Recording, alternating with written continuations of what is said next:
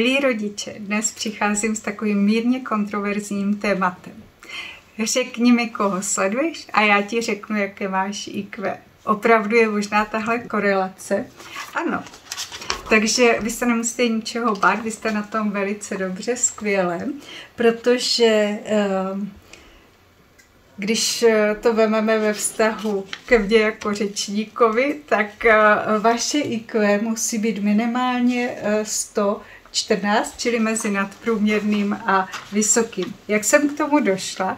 Díky čtení této úžasné knížky od paní magistry Stehlíkové, která cituje Simontna, který prokázal, že schopnost porozumět řečníkovi je do maximálního rozdílu 20 bodů. Pokud už je to více, například při 30 bodech, není možné, aby porozumění mezi řečníkem a obecenstvem fungovalo. A pak tady ještě píší, že pokud je průměrné IQ v populaci 100 bodů, potom jim nemůže šéfovat člověk s IQ vyšším než 130, protože ho nebudou brát, neporozumějí mu. No tak se mi vloudila trošičku otázka, jak je to vlastně s tím vedením státu a koho tam volíme, ale raději nebudu pokračovat, aby náš kanál nezakázali.